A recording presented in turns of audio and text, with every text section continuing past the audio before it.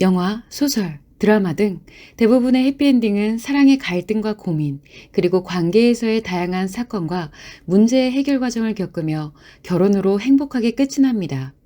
그러나 현실에서는 결혼에서 발생하는 수많은 문제와 위기를 겪으며 결혼은 인생의 무덤이라 말하기도 합니다.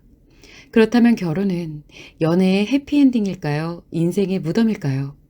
실질적으로 결혼은 인생의 새로운 시작입니다.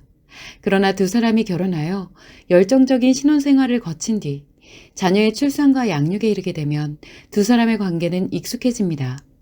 그렇게 되면 섹스는 시들해지고 삶이 무미건조해지면서 권태기가 오게 되어 사는 것에 대한 회의감이 들고 일상에서는 활력이 사라지는 것을 느끼게 됩니다.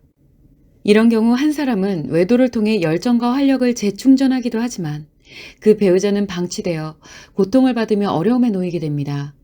물론 결혼 후의 삶을 살아가면서 가족의 소중함을 깨닫고 자신의 정체성을 찾는 것은 하나의 해피엔딩입니다. 그러나 대부분은 그것에 이르지 못하고 현실에 좌절하는 삶만을 살아가게 됩니다.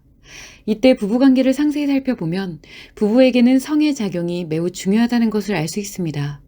성과 섹스에 의해서 열정, 활력, 사랑의 에너지가 발생하고 서로에 대한 유대가 돈독해집니다. 반면 두 사람에게 성이 차단되고 섹스가 시들어지면 두 사람은 서로에 대한 행복보다 의무와 책임만을 가지고 살아가게 됩니다. 남편과 아내는 이러한 문제에 대해 상대를 탓할 것이 없습니다.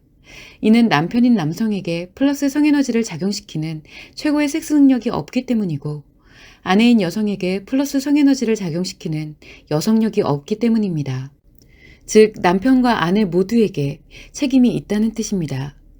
둘 중 어느 누구도 플러스 성에너지를 작용시킬 수 있는 능력이 없는데 여기에 마냥 섹스 필요 욕구만을 가지고 있거나 관심 필요 욕구만을 가지고 있다면 항상 서로에게 원초적인 불만을 갖고 살아가다가 결국 의무와 책임만을 갖게 되는 수순으로 살아가게 됩니다. 플러스 성에너지를 생성하는 남성 최고의 섹스 능력과 여성의 여성력은 부부의 인생을 해피엔딩으로 만드는 유일한 능력입니다. 이 섹스 능력과 여성력을 가진 부부는 섹스를 통해 강력한 즐거움과 쾌락을 영위할 뿐 아니라 섹스에서 플러스 성에너지를 생성하여 열정과 활력, 사랑과 행복을 증폭시킵니다. 그래서 죽는 날까지 신혼 때와 같은 이상적인 삶을 살아갈 수 있게 됩니다. 그러면 두 사람은 인생에서 아무리 외부적인 문제가 발생하더라도 언제나 해피엔딩으로 살아갈 수 있고 부부가 함께 어려움을 거뜬히 해결해 나가면서 오히려 해피엔딩을 더욱 견고하게 만들게 됩니다.